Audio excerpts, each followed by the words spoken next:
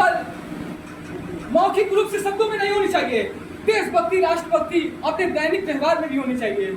जहाँ अन्याय हो, जहाँ भ्रष्टाचार हो, वहाँ हम खुलेआम से खुल करके अपने आवाजों को उठाएं, खुल के विरोध करें। कभी भी ऐसा नहीं कि हमेशा उस चीज को देखते रहें। ये सबसे बड़ी देशभक्ति होती है। राष्ट्रभक्ति यही कहलाती है। इसलिए हमेशा बंधुओं में से याद करना चाहिए। और ये आजादी हमें ये आजादी 1947 ये हमें आजादी बहुत त्याग, परिश्रम, बलिदान से मिली है। इसलिए इस आजादी स्वतंत्रता को हमको सार्थक बनाए रखना चाहिए। सार्थक अर्थात कभी भी गलत हो, अपराध हो, लोकतंत्र मर रहा हो, अपने राष्ट्र के प्रति कोई गंदा व्यवहार कर रहा हो, अपशब्द कर रहा हो, उस चीज को हमको रोकना चाहिए। मैं जानता हूँ उस जंतर मंतर पर आपत्तिजनक शब्द आ रहे होंगे, लेकिन भीड़ का कोई मुखौटा नहीं होता है। अगर यहाँ से कोई टीडी कॉलेज से कोई भीड़ जा रही हो, अगर वो राष्ट्रभक्ति का नारा लगाते हुए आगे जा रहे हो, उसमें से अगर मान लीजिए 1000 लोग हो, अगर उसमें से 10 लोग केवल अगर आपत्तिजनक अगर कोई भाषण दे दे, उसमें से कोई बयान दे दे, तो आप सभी भीड़ को दोषी नहीं ठहरा सकते हैं। ये गलत बात है। वही जंतर मंतर पर भी यही हुआ। सभी लोग राष्ट्र की भावना लेकर, राष्ट्र की एकता को लेकर नारा लगा रहे थे। उसी बीच 2-4 आपत्तिजनक कोई व्यक्ति घुस गए, फिर राष्ट्र को तोड़ने वाली बातें करने लगे। इसका मतलब ये तो नहीं हुआ कि वो सभी लोग गलत है, दोषी है। अब भीड़ का मुखौटा नहीं हुआ। जैसे ही मैं बताता हूँ, एक यूजीसी लागू हुआ था। इसके पहले आप लोगों ने ध्यान दिया होगा, यूजीसी लागू हुआ था। ये हमारा देश तो अशिक्षित होना जरूरी है, क्योंकि इसमें अशिक्षिता का मात्रा बहुत अधिक है। लोग यहाँ अशिक्षित बहुत हैं। इसलिए अशिक्षित है क्योंकि एक भीड़ जा रहा था, 1000 लोगों की भीड़ में यूजीसी लागू हुआ था। उसी यूजीसी लागू होते हुए में सभी लोग कह रहे थे यूजीसी नहीं लागू होना चाहिए, हाय यूजीसी लागू नहीं होना चाहिए, हाय। उसी में एक मीडिया पहुंच के छोटे बच्चे से पूछ लिया कि यूजीसी का मतलब क्या होता है। तू कह रहे, हंस दिया, कहता है कि पता नहीं, सभी लोग हाय कर रहे हैं तो हम भी हाय करने पहुंच गए। यही तो है अशिक्षितता की मात्रा। लोग पढ़ नहीं रहे हैं, जानकारी नहीं ले रहे हैं। अरे पहले जानो यूजीसी का मतलब होता क्या है, क्यों जरूरी है यूजीसी। इसका मतलब लोगों को शिक्षित भी होना चाहिए, साथ साथ अपने लोकतंत्र को जानने का प्रयास भी करना चाहिए। लोकतंत्र कहाँ मर रहा है, लोकतंत्र कहाँ जी रहा है, देश कैसे आजाद हुआ, देश के हमारे पूर्वजों वंशजों ने, ज्ञात अज्ञात स्वतंत्रता सेनानियों ने कई वर्षों तक अपने बलिदान त्याग कर करके इस देश को, राष्ट्र को आजाद किया। उन्होंने समय व्यर्थ नहीं किया। हम लोगों ने उन लोगों की कीमत नहीं जाना। आज भी कई लोग गांधी जी को गाली देते हैं, कई भी गोडसे का तारीफ करते हैं, लेकिन पहले इनका का इतिहास पढ़ना चाहिए। आज आप लोगों की हिम्मत नहीं है कि अपने वार्ड के किसी सभासद से अपना नाला साफ करवा लें। आप लोगों को शर्म आएगी, आप लोगों को डर रहेगा। लेकिन आप लोगों ने कभी सोचा है, बिना उस ब्रिटिश काल में उस बिना हाड़ मांस वाले व्यक्ति ने, उस जहाँ पे एक शासन ही अलग हो, ब्रिटिश हुकूमत चल रहा हो, उस व्यक्ति ने बाहर से आके इस देश को इस देश के लोगों को जोड़ा, आपस में कई लोगों को जोड़कर कार्य किया। उस लोगों को जानते नहीं है लोग और गाली देना शुरू कर देते हैं। उसको जानना चाहिए, समझना चाहिए, व्यवहार में लाना चाहिए।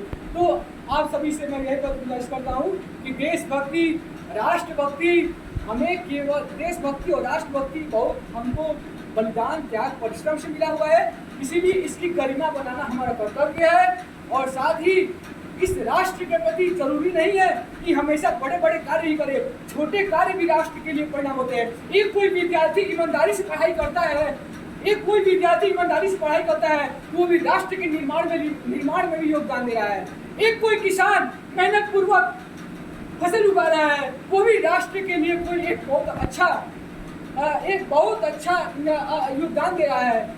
कोई भी व्यक्ति, कार्य छोटा बड़ा नहीं होता, कोई भी व्यक्ति हो, कार्य छोटा हो या बड़ा हो, अगर वो राष्ट्र के लिए, देश के लिए अगर वो सही है तो वो राष्ट्र के लिए योगदान कर रहा है।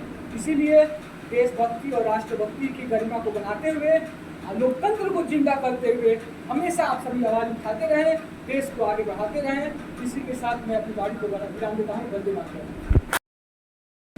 आज हम सभी स्वतंत्रता दिवस 80 स्वतंत्रता दिवस मनाने के लिए उपलक्ष्य में एकत्रित हुए हैं। आज हम सभी यहाँ केवल मात्र कोई एक राष्ट्रीय पर्व मनाने के लिए एकत्रित नहीं हुए हैं। हम यहाँ उस दिन को याद करने के लिए एकत्रित हुए हैं जिसके हमारे पूर्वजों ने अनेकों त्याग, बलिदान, परिश्रम से इस देश को आजाद किया। हमारे आप सभी के सामने एक प्रश्न यह है, हमें तो स्वतंत्रता मिल गई, क्या स्वतंत्रता के साथ साथ हमारी जो जिम्मेदारियां मिली थी हमने उस जिम्मेदारियों को समझा? बिल्कुल नहीं, हमने उस जिम्मेदारियों को सही पूर्वक नहीं समझा। आजादी क्या है? आजादी केवल 15 अगस्त भारत आजादी क्या है? केवल अंग्रेजों का भारत छोड़ जाना ये केवल आजादी नहीं है।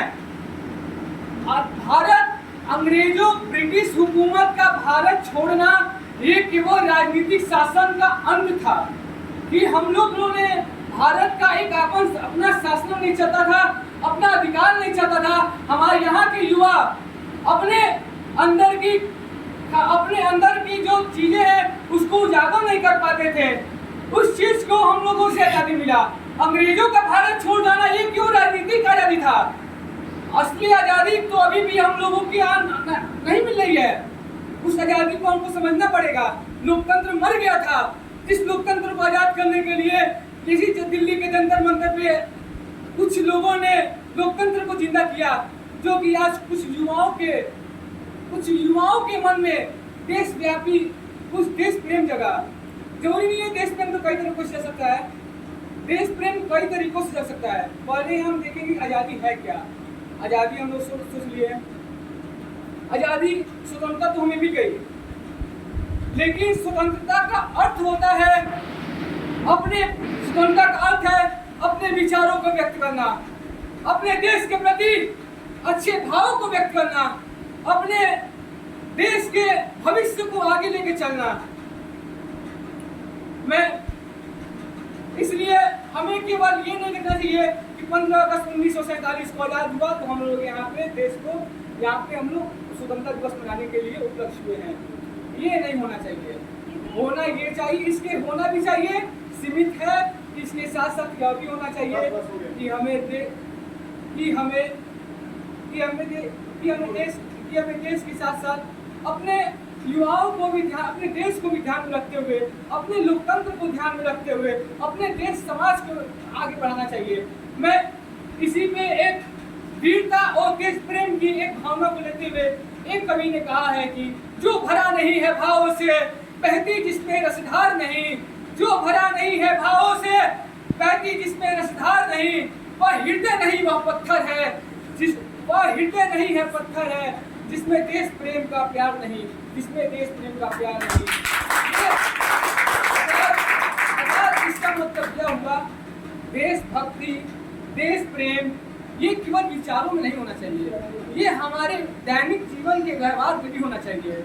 ये नहीं कि हम केवल गए 15 अगस्त 26 जनवरी को गए और देशभक्ति और देश का नारा लगा दिए, इससे हमारी देशभक्ति हो गई, और बाहर जाके कहीं पर गए कोई सामने अपराध हो रहा है उसकी आवाज ना उठाएं, लोकतंत्र मर रहा हो वहाँ आवाज ना उठाएं। मैं जानता हूँ एक भगनी ने यहाँ पे कहा कि 15 अगस्त जंतर मंतर पर जो भी प्रोटेस्ट हो रहे थे वो टाइम टू टाइम करना चाहिए। ठीक, बढ़िया बात है, टाइम टू टाइम करना चाहिए। अगर यही विचार जब से ब्रिटिश भारत आया 1600 ईस्वी से 1947 के बीच में, अगर ऐसा ही विचार अगर उस समय के युवाओं के समय होता कि मेरे पास जब टाइम मिलेगा तब मैं जाऊंगा विरोध करने, तो हमको नहीं लगता कि ब्रिटिश भारत छोड़ गए होते अब तक। देखिए, जहाँ जब लोकतंत्र मर जाता है उस समय देश की सबसे बड़ी देशभक्ति वह कराती है वहाँ लोकतंत्र को जिंदा करना, ये नहीं कि वहाँ चुपचाप बैठ जाना। वो सबसे देश के गद्दारों की तरह कराता है। ठीक है, पढ़ाई करिए। पढ़ाई कब करेंगे? जब वैकेंसी तो रहेगी। वैकेंसी आ रही है क्या? वैकेंसी लगना चाहिए क्या? वैकेंसी